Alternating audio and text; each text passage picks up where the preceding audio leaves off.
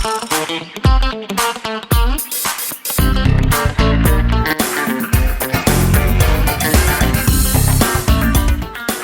there, Equity Warriors. Welcome back. Thanks for tuning in. And a big thank you to those of you who have subscribed to my YouTube channel and who are now watching these video podcasts on YouTube. The subscription link is down in the notes. So if you are not already a subscriber and you would prefer to watch as opposed to just listen, go ahead and look down in the notes from the show, click on that link, subscribe, share, and turn on those notifications. I want to open today with a quote from Frederick Douglass, who said, "Once you learn to read, you will be forever free." And that was something that resonated with me for years. It was in the signature line of my email because my primary focus for almost 30 years now has been teaching children to read, every single child becoming a lifelong lover of reading and literature.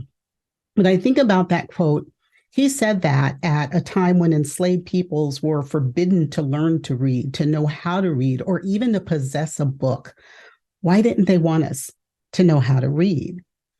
Today is one of those days when I sort of conjecture that times really haven't changed at all since that time of enslavement where Black people were not allowed to read, could not learn to read, were not to be taught to read. While the laws may have changed, the power dynamic, the oppression and marginalization of people of color, primarily Black and brown people and our indigenous Native American peoples, are feeling that same pressure. I got an email yesterday from a group of equity warriors in a large southern city.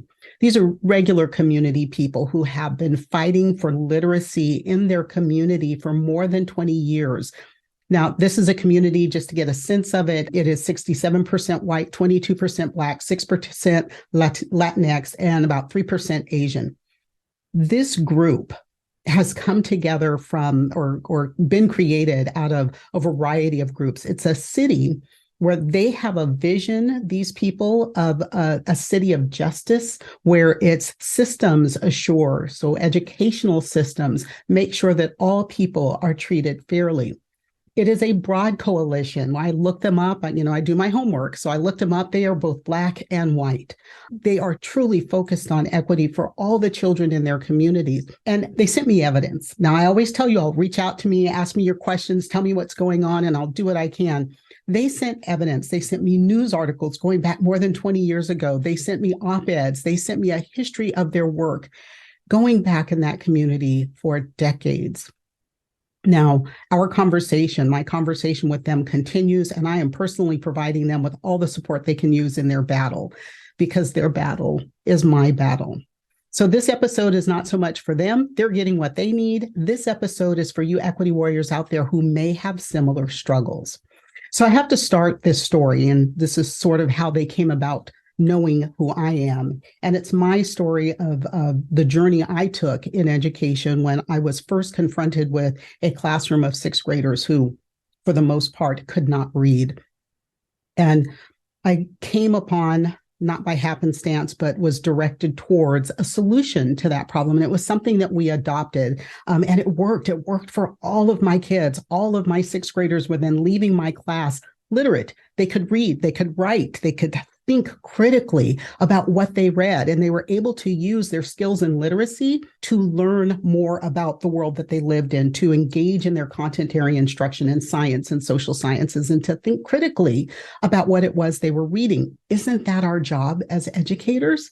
Right? So those of you who know my story, who have read my book, I left the classroom and I became a literacy consultant for a major publishing company. And in my years there, I was still fighting. I fought against solutions that didn't meet the needs of the learners that were in their classrooms. I fought for solutions for literacy programs that did meet the needs of our most marginalized and oppressed learners.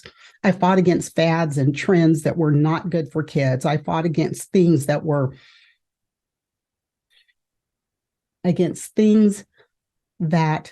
damaged the psyche of children. And I fought for scientifically validated solutions. The joys that I had in my time in that role was to see districts turn around. And then, though, I would see new leadership come in and throw out what was working in favor of what was trendy. to put their stamp on a district, to make their preferences the choice. And then with that, I saw the return of tremendous achievement gaps and year after year of cohorts of marginalized learners doomed to failure. It was part of the reason I left the classroom, because I was a bit at odds with administration, central administration, who didn't like the methodology, but our kids were learning to read, but they didn't like the way we taught. Not the outcome, but the way, making changes that marginalized our learners, that doomed them to a life of illiteracy because of their own egos. So here's what's going on. This challenge is happening in a school district that's about to choose a new reading and literacy program. And then this community group contacted me to ask me for help. How do we get them to see what's right for our children? And the thing is, this group already knew what was right. This is a system, a school district, where only 23% of their elementary students are proficient in reading. That's less than 1 in 4. Sit down 4 children, and only one of them will be able to read and write at grade level. That's not right. And I always ask, so whose children are these that are impacted? The data in their system tells us that some of the children are entering kindergarten with over 1,000 hours of academic prep under their belts. These are children of greater privilege who've gone to a good pre-K program. 1,000 hours of academic prep before they ever hit the kindergarten classroom.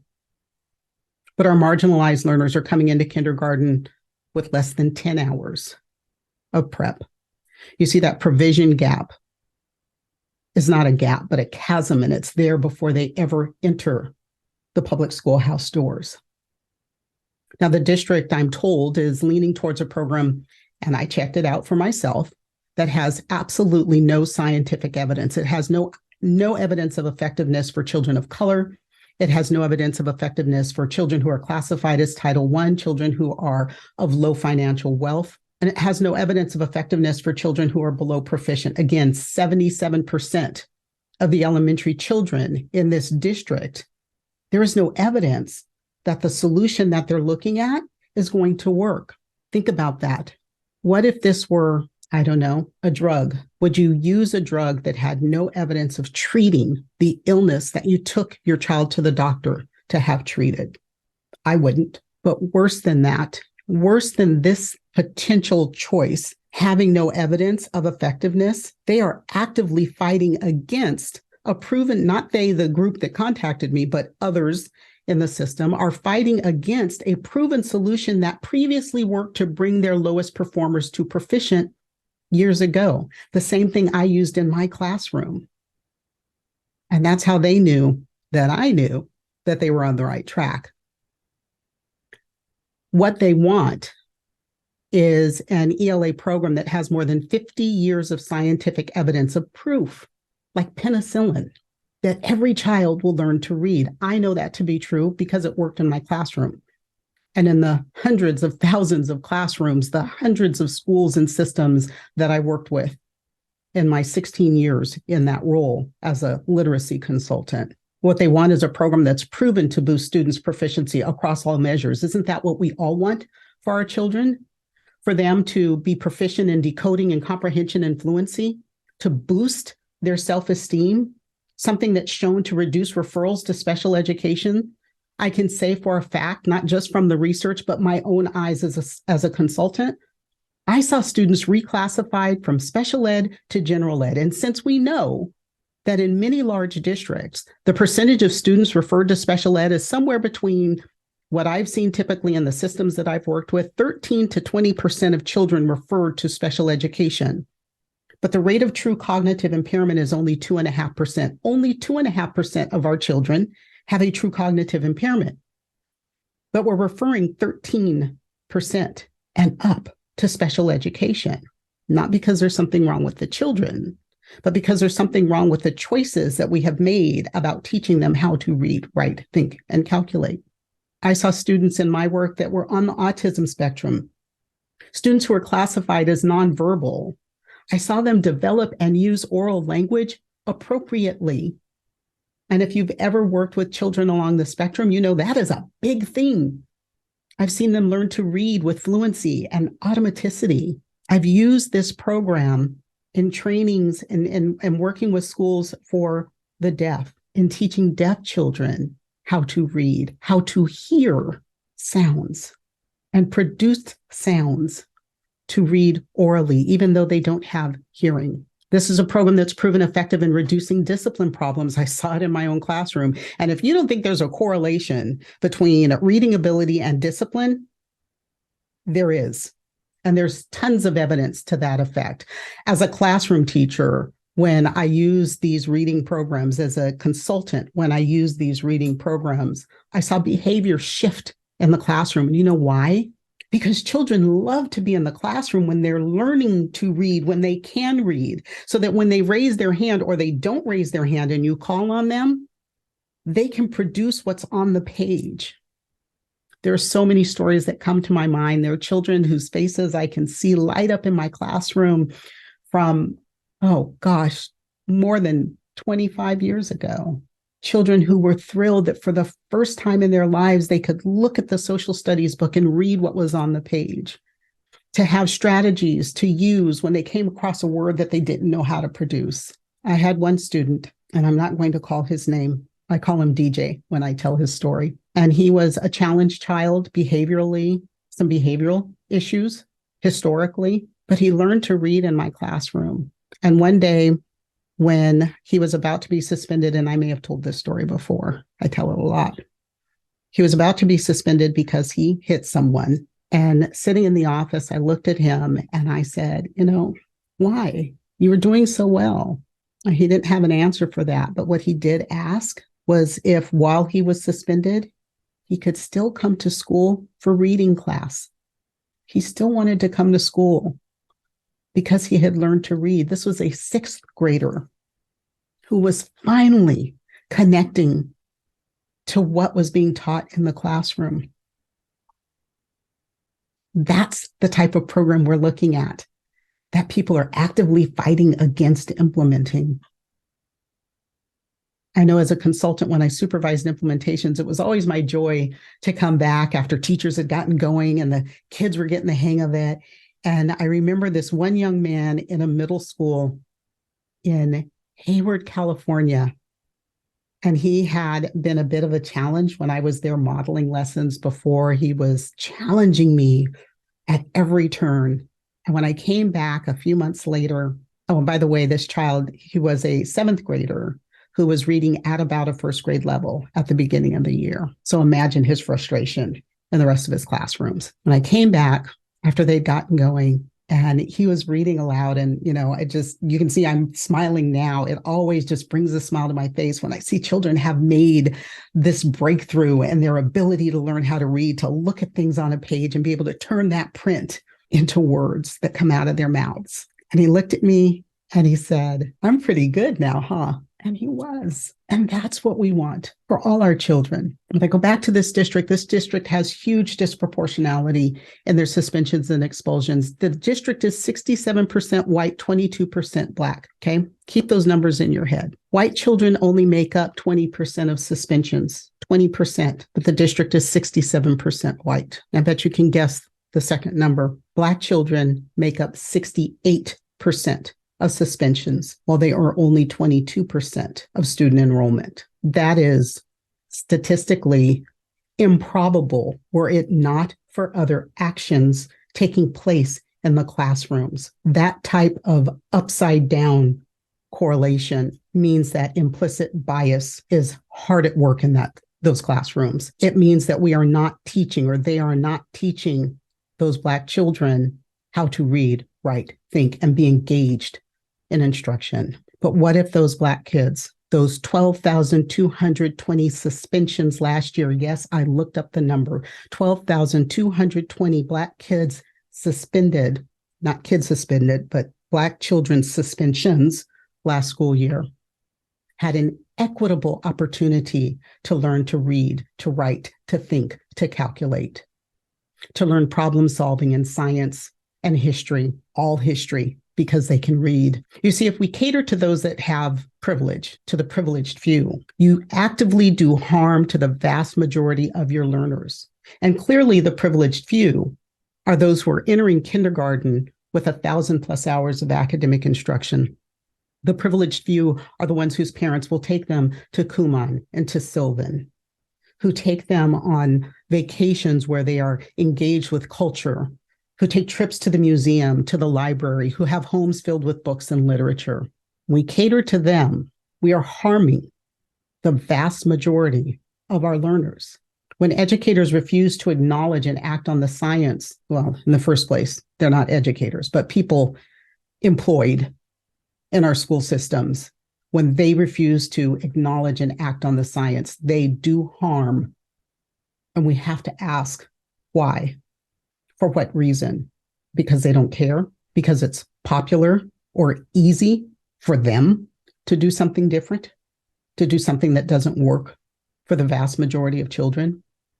Is there some other nefarious reason to knowingly choose to do what will do the most harm to the most children, to intentionally oppress and marginalize, to continue to fuel a school to prison pipeline? We hear people say all the time that a rising tide lifts all boats. Explicit systematic instruction in phonemic awareness, phonics, fluency, vocabulary, and comprehension, those things never hurt any child, gifted or cognitively impaired. See, for gifted kids, that explicit systematic instruction just means they'll soar faster, higher, and that's okay. And for those children who've not come to school in kindergarten with 1,000 hours of pre-K under their belts, who've not come to school with a huge vocabulary base, who've not come to school having previously been engaged in literature and the arts and music, for those children, they need that level of explicit systematic instruction. It's something that I write about in my book, that I wrote about in my book, Affecting Change for Culturally and Linguistically Diverse Learners. Pick that up, read the 2 chapters, theory, methodology, and doing the right thing for children in our classrooms. Because the absence of that type of explicit systematic instruction, that proven scientific structure, that proven scientific pedagogy and methodology, teaching children how to read, that absence has doomed millions of our children to a life of low wages, a life of incarceration, a life on the streets, lives of no choice. Think about that. To those of you who are either employed by a school system, and to those of you equity warriors like the group that contacted me, do your homework. Follow the science. Do the right thing when it comes to teaching children how to read, and then having them leverage that knowledge so that they read to learn for a lifetime.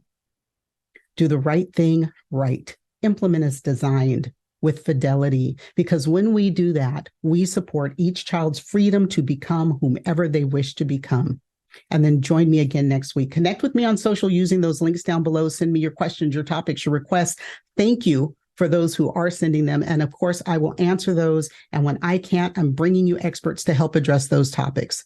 Don't worry about the things you cannot change. Change the things you can no longer accept. And I'll see you next week.